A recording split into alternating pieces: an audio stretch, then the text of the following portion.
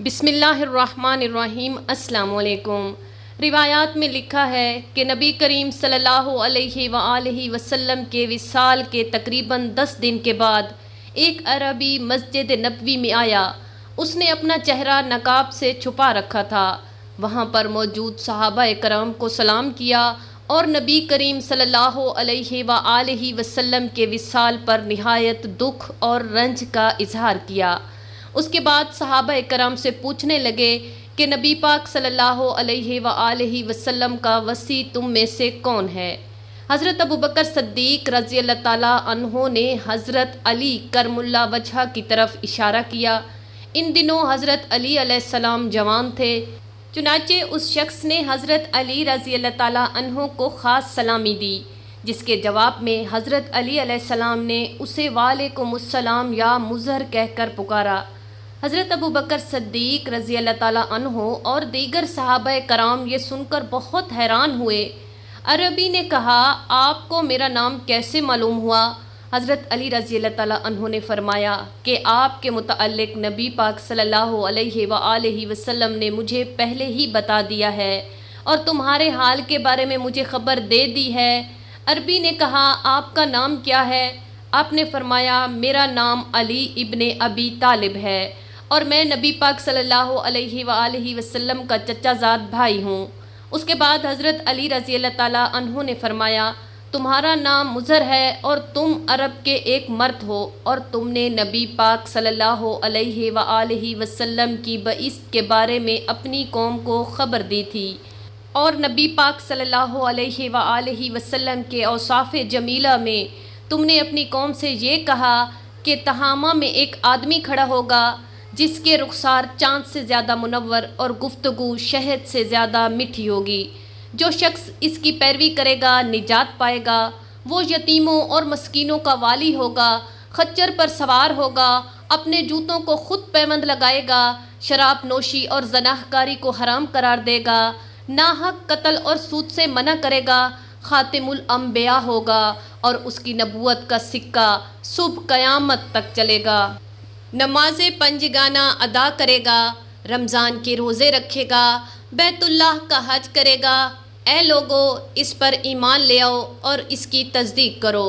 جب تم نے یہ سب اپنی قوم سے کہا تو انہوں نے تمہارے ساتھ ظلم و ستم کیا اور تمہیں قید میں ڈال دیا۔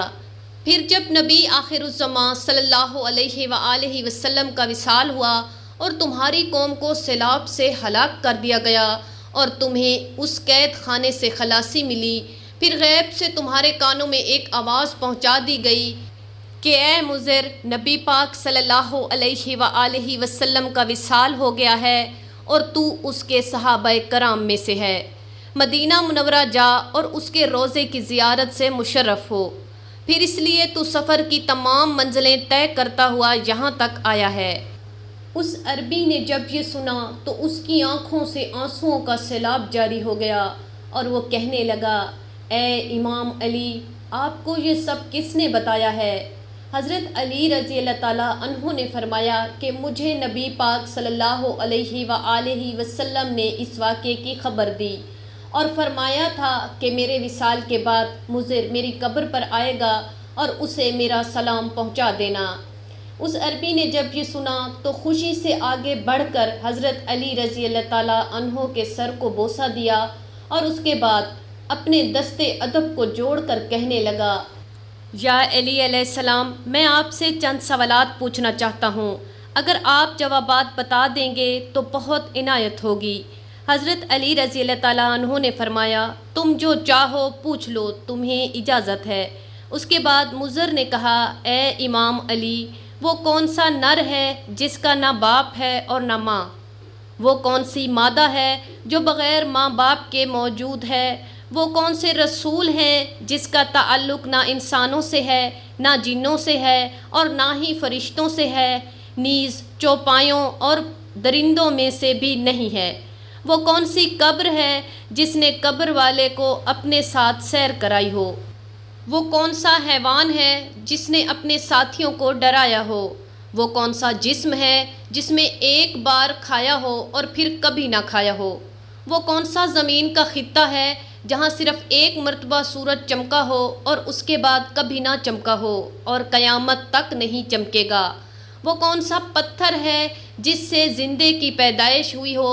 وہ کون سی عورت ہے جس سے 3 ساعت میں لڑکے کی ولادت ہوئی ہو؟ 2 ساکن جو حرکت نہیں کرتے اور 2 متحرک جو ساکن نہیں ہوتے، 2 دوست جو کبھی دشمن نہیں ہوتے اور 2 دشمن جو کبھی دوست نہیں ہوتے۔ شے کیا، لا شے کیا ہے؟ رحم میں سب سے پہلے جسم کا کون سا عضو بنتا ہے اور قبر میں سب سے آخر پر کون سا حصہ جسم کا فنا ہوتا ہے؟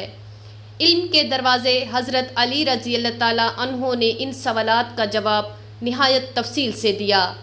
آپ رضی اللہ تعالیٰ عنہ نے فرمایا، جس نر کے بارے میں تم نے سوال کیا ہے وہ نر حضرت آدم علیہ السلام ہیں، جس کا نہ باپ ہے اور نہ ماں، اور وہ مادہ جو بغیر ماں کے پیدا ہوئی وہ حضرت حوا علیہ السلام ہیں، اور وہ نر جو بغیر باپ کے پیدا ہوئے وہ حضرت عیسیٰ علیہ السلام ہیں، اور وہ رسول جو انسانوں، جنات اور فرشتوں نیز چوپایوں اور درندوں میں سے نہیں تھے وہ کوا تھا، جسے اللہ تعالیٰ نے قابیل کی تعلیم کے لیے بھیجا تاکہ وہ اپنے بھائی حابیل کی لاش کو کیسے دفن کرے، اور وہ قبر جس نے اپنے ساتھی کو سیر کرائی تھی وہ ایک مچھلی تھی جس نے حضرت یونس علیہ السلام کو اپنے پیٹ میں رکھ کر سمندر کے اطراف و جوانب کی سیر کرائی تھی، اور وہ حیوان جس نے اپنے ساتھیوں کو ڈرایا تھا وہ ایک چیونٹی تھی جو اپنی خوراک کی تلاش کے لیے ابھی نکلی ہی تھی کہ دوسری چیونٹیاں ستون پر چڑھنے لگیں۔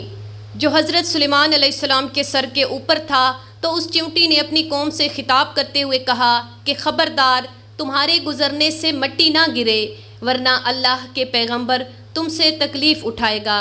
اور وہ جسم جس نے ایک مرتبہ کھایا اور پھر کبھی نہ کھایا وہ حضرت موسیٰ علیہ السلام کا عصا مبارک تھا، جس نے جادوگروں کے جادو کو ایک ہی لقمے میں ختم کر ڈالا۔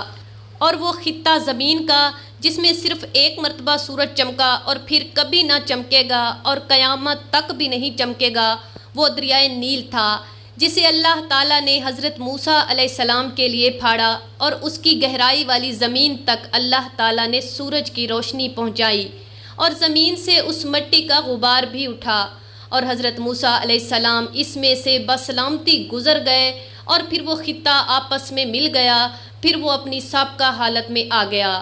اور وہ پتھر جس نے ایک زندے کو پیدا کیا وہ حضرت صالح علیہ السلام کی اونٹنی تھی، اور 2 ساکن زمین و آسمان ہیں جو کبھی ایک جگہ سے دوسری جگہ منتقل نہیں ہو سکتے، اور 2 متحرک سورج اور چاند ہیں جو کبھی بھی ایک جگہ پر رکے نہیں رہ سکتے، اور وہ عورت جس نے 3 ساعت میں لڑکے کو پیدا کیا وہ حضرت مریم علیہ السلام تھیں، اور وہ دوست جو کبھی ایک دوسرے کے دشمن نہیں ہوتے وہ جسم اور جان ہیں، اور وہ دشمن جو کبھی دوست نہیں ہوتے وہ موت اور زندگی ہیں۔